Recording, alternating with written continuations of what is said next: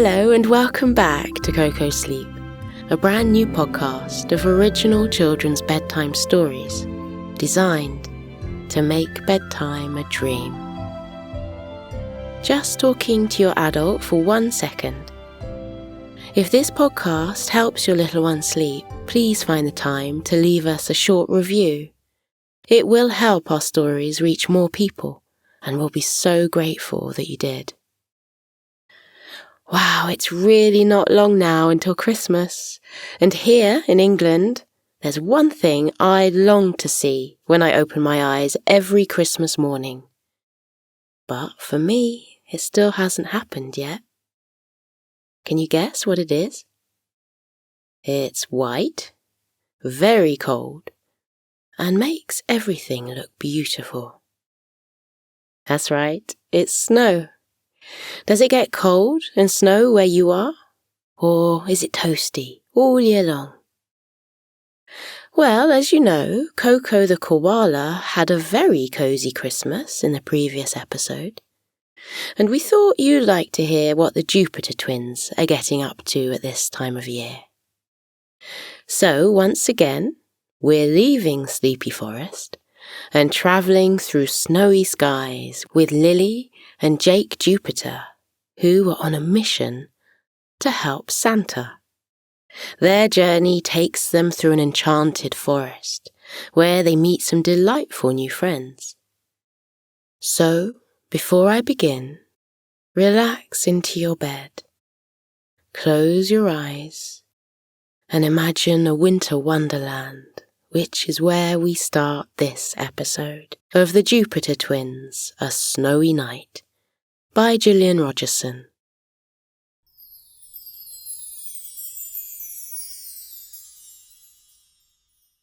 On an afternoon in late December, Lily and Jake Jupiter walked towards the hall of the Leora Academy. The twins entered the hall and looked around them in astonishment. The large room had been transformed into a magical winter wonderland. Dozens of students gazed in wonder at the spectacular sights which surrounded them. Snow-covered trees lined the edges of the room. They were festooned with glittering tinsel and strings of twinkling fairy lights. Delicate crystal baubles dangled from branches and swayed gently, making them jingle like bells. Upturned logs covered in light layers of shimmering frost were placed around the room and provided places to sit. In front of the logs were floating beams of polished wood, upon which red and green dishes had been placed. The bowls contained a mouth-watering array of ripe, juicy fruit and glistening orbs of chocolate that were lightly dusted with gold icing sugar. Knitted stockings drifted through the air, each one embroidered with the name of a student at the School of Magic. The stockings floated towards the snow-covered trees and affixed themselves to branches. Mouth-watering scents of spiced cake and freshly baked mince pies fragranced the air. Looking upwards, the twins saw a night sky blanketed with shimmering stars. A couple of fluffy white clouds moved across the sky, and a few seconds later, snowflakes began to fall from them. The sight of the falling snow caused gasps of amazement to come from the students. Instinctively, the pupils held their hands out to catch the first snowflakes. Delicate snowflakes landed in their open palms. The flakes twinkled for a moment before disappearing. The falling snow created a soft covering on the floor. The twins pressed their feet into it, hearing the light crunch of snow beneath their shoes. Just as swiftly as the snow had arrived, the falling flakes stopped. There was an audible sigh of dismay from the pupils, But it didn't last for long, because mugs of hot chocolate appeared before each person, ready to be taken into their hands. Lily took a hold of the mug in front of her and noticed it contained tiny marshmallows which bobbed on the surface of the chocolatey liquid. Looking over at Jake's cup, she saw that it contained a small mountain of whipped cream. "Perfect," Jake announced. He took a sip of the drink, giving himself a white moustache in the process.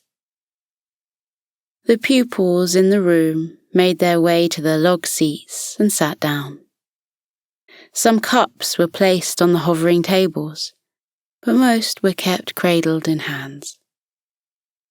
The head teacher, Dr. Eleanor Howard, entered the Wonderland.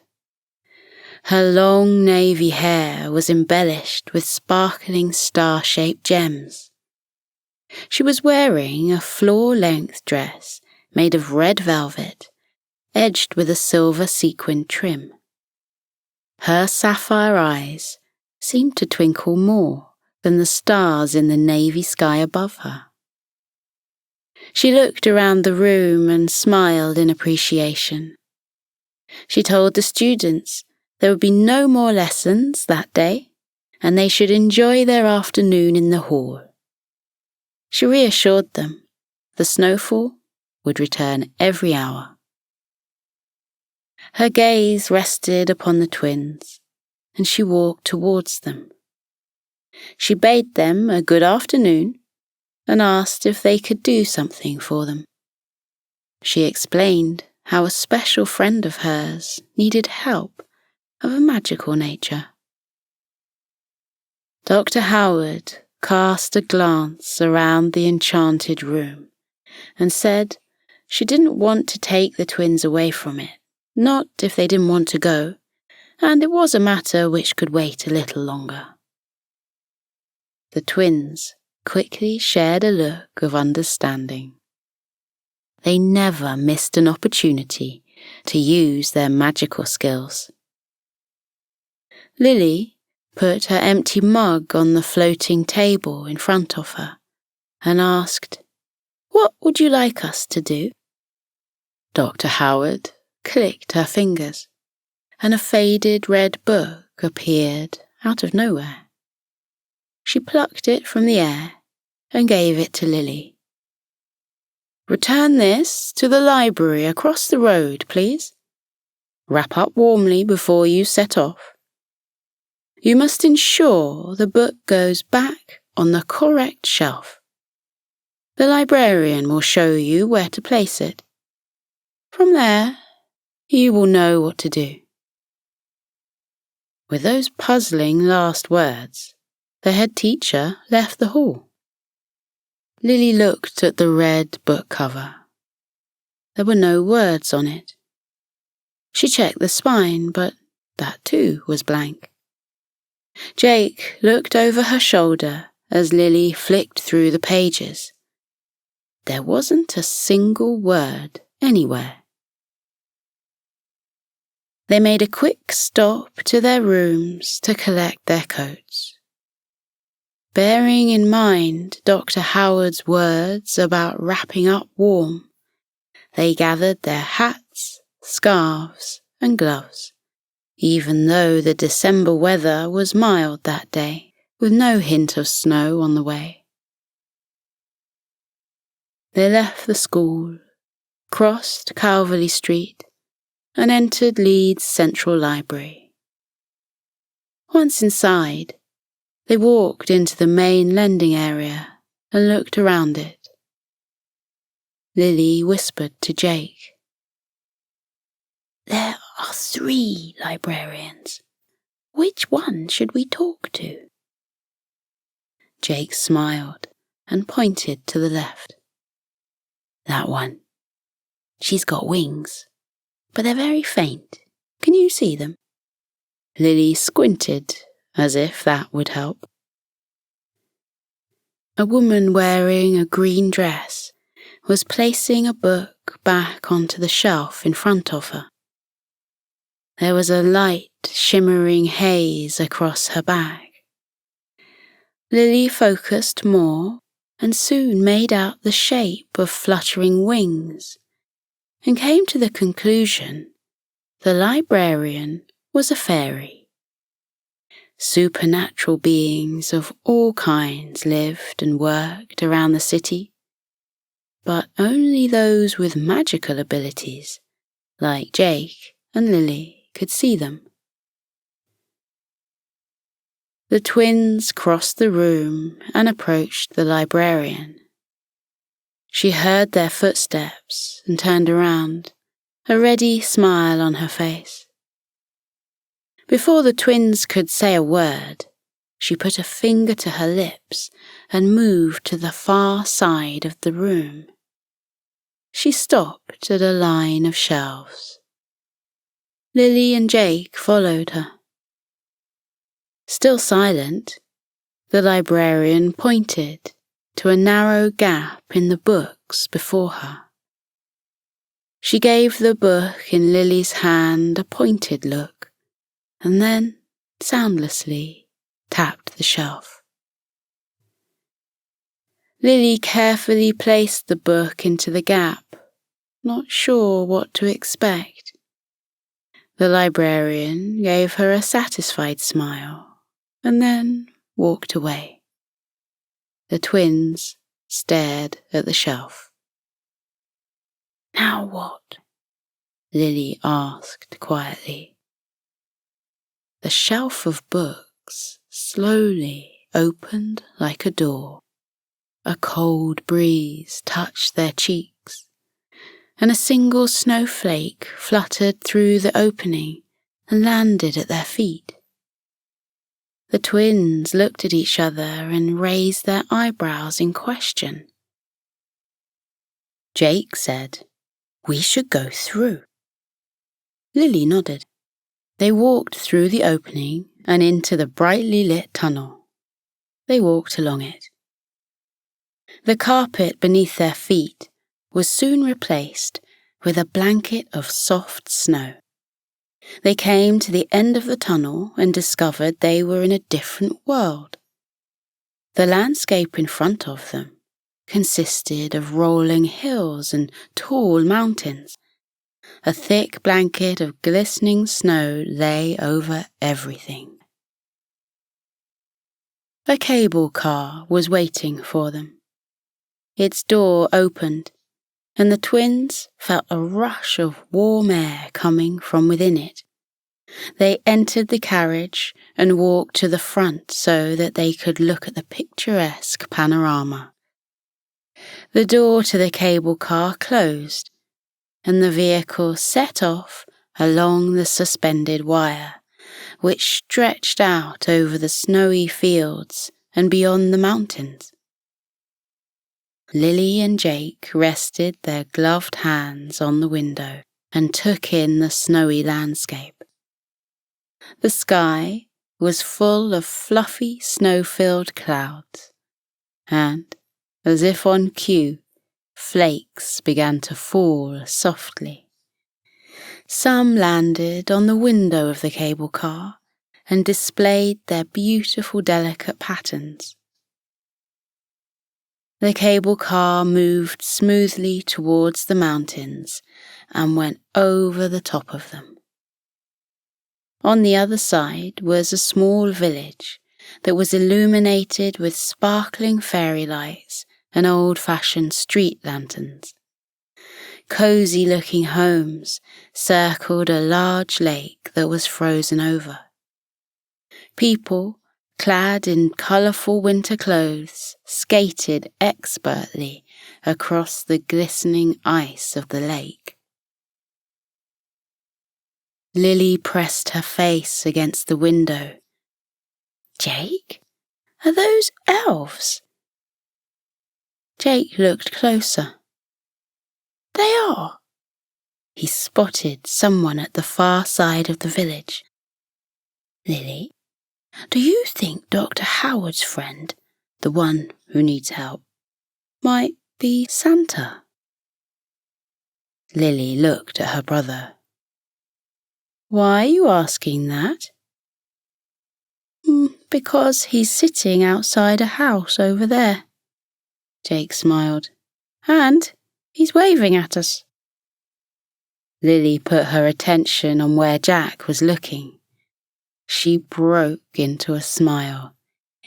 It is Santa! Jake, it's Santa! I know. And he's waving at us. I know. The cable car took them closer to the village and slowly descended to a small station not far from the lake. It came to a smooth stop and the door opened. The twins left the cable car and began to walk towards the village, uncertain as to why they were there. Their uncertainty didn't last long. The elves of the village stopped what they were doing and turned in the twins' direction. Jubilant calls of hello filled the air, and arms were waved with great enthusiasm. Santa appeared behind the jolly elves and smiled at the twins. Merriment twinkled in his friendly eyes. He held his arms out. Jake, Lily, welcome. Dr. Howard said you were on your way. It's an absolute delight to have you here. Before we get down to business, would you like some hot chocolate? The twins briefly wondered if there was such a thing as having too much hot chocolate in one day.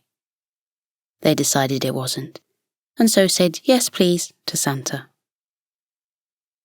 2 elves swiftly appeared at the twins' side and handed them full mugs.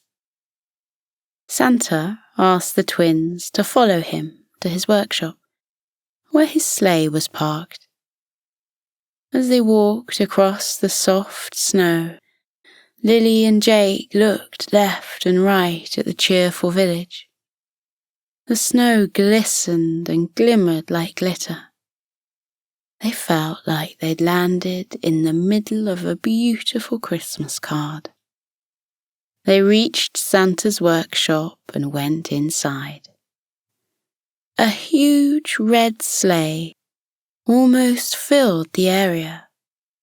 Its polished gold runners sparkled under the light of the fairy lights that were strewn throughout the workshop.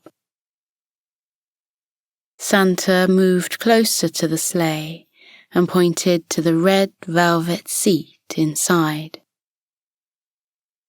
The material was threadbare and bits of shimmering stuffing were peeping out of various holes. Santa said, I should have had this fixed years ago, but I kept putting it off. Your head teacher visited me last month and saw the condition it was in. She said she knew just the people to help me fix it. He turned his smile on them. And here you are. Jake put his empty cup down on a shelf. I'm not very good at sewing, but I'll give it a go. Santa chuckled, causing his tummy to wobble like a jelly. I don't need your sewing help, young Jake. It's your magical assistance I need. This velvet is a special one, and it comes from a robin who lives in the enchanted forest. If I give you the directions, could you go there now and speak to the robin? You need to capture her song. Before the twins could ask Santa to explain further, a collection of chattering elves rushed into the workshop and asked for his help. Santa quickly gave the twins directions to the robin and thanked them for their help. The bewildered twins left the workshop, and headed into the enchanted forest. Twinkling lights shone from every tree. The snow continued to fall softly. The sky began to darken, and the stars shone more brightly. A heartwarming song filled the air. Lily tipped her head and said it sounded like a robin's song. They presently came upon a robin sitting on a branch of a tree. She stopped singing and looked at the twins. Her voice was light and melodic. "Hello there. I've been expecting someone to call by at some point. Is your visit to do with the seat in Santa's sleigh?" The twins nodded. "Are you ready?" the little bird asked. Lily and Jake didn't know what they were supposed to be ready for, but they nodded anyway. The robin began to sing a different song. Its tune was clear and joyful. The twins listened for a while, half expecting something to happen. When it didn't, Jake whispered to Lily, "Santa said we have to capture her song. I think I know a spell that will help us do that." Jake called to mind the spell and quietly said the words. The tune coming from the robin turned into visible lines of long red threads, which twirled in the air. They were the same colour as the seat in Santa's sleigh. The robin's song continued and more threads appeared. The threads entwined with each other and formed a large ball of yarn. The bird glanced at the ball. She stopped singing and said there was enough material for a new seat covering to be woven. She told the twins to take the ball to the snoozy polar bear who lived on the other side of the river. She tipped her head in goodbye and flew away. Jake took the red ball from the air and put it in his pocket. The twins walked towards the river and crossed the wooden bridge which spanned it. Further along, they came across a friendly-looking polar bear who was leaning against the open door of her cottage.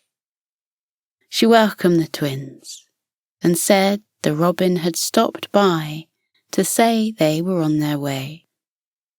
She smiled when Jake produced the ball of red threads and said there was more than enough for what they needed. She let out a small yawn and invited them inside. A large weaving loom was in the centre of the cosy home. The polar bear put a paw over her mouth to cover up another yawn. She apologised and explained she was ready for a nap, but would weave the threads into a velvet covering before taking to her bed. Seeing how tired the bear was, Lily said she and her brother could make the material using magic, and she knew of a spell that would help, and it was something they could do on their own if the bear wanted to have her rest now. The polar bear gave a sleepy smile of thanks and ambled away to her bed. The low sound of her snores soon echoed through the cottage. Lily brought forth the words of the spell and cast them towards the red ball of threads. The ball left Jake's hand and turned slowly in the air. The threads began to unwind and move towards the loom. They placed themselves evenly across it. A shuttle appeared and started to move back and forth across the threads. Lily clicked her fingers and the shuttle moved faster until it was a blur.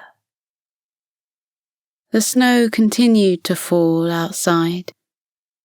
The polar bear's snores gently rumbled through the cottage. Soon the shuttle came to a stop. The twins looked at the completed material. Jake nodded and said to his sister, "Excellent job." "Thank you," Lily replied. "Let's take this back to Santa." They collected the material and rolled it up. They left the cottage and walked through the softly falling snow. They arrived back at Santa's workshop. His jolly face lit up with delight when he saw the folded material. He said it was perfect and asked if the twins could use more magic to place it into position. The twins worked together and used a combination of spells to remove the existing material and then replaced it with a new one. Once the new seat covering was in place, Santa warmly thanked the twins. With a twinkle in his eyes, he asked if they would like to test the new seat out on a flight back to their school. The astonished twins could only nod in reply. The reindeers were gathered and tethered to the sleigh. Jake and Lily climbed into the sleigh. Santa sat next to them and declared his new seat to be extremely comfy. Santa handed a rein to each twin and gave them the words which were needed to make the sleigh fly. Moments later, the sleigh lifted from the ground and moved out of the workshop.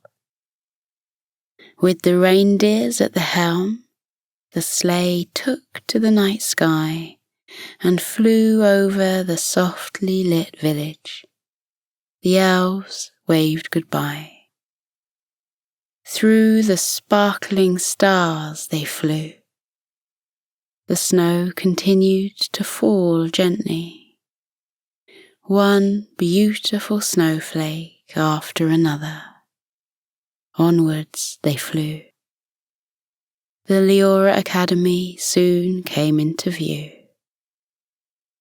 The sleigh flew over the streets of Leeds, where people were beginning to head home for the day. Santa told the twins he knew some magic too. He took a handful of sparkling glitter from his pocket and gave it to Lily and Jake. He told them to throw it into the sky. The twins did so. Fluffy, snow-filled clouds appeared in the dark blue sky. The snow began to fall, softly and gently. Glistening white snowflakes fluttering downwards. People stopped what they were doing and gazed upwards at the snow in wonder.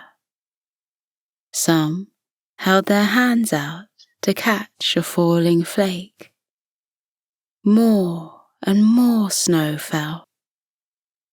The city was soon blanked in a sparkling blanket of snow, which glistened and glimmered like glitter. It turned the city look into a winter wonderland. The sleigh came to a rest at the back of the school, and the twins climbed out of it. Santa thanked the Jupiter twins for their help and wished them a Merry Christmas. The twins waved to Santa and the reindeers as they took to the sky again. It was a Christmas Jake and Lily would never forget. They went inside the school, and the snow continued to fall softly through the night.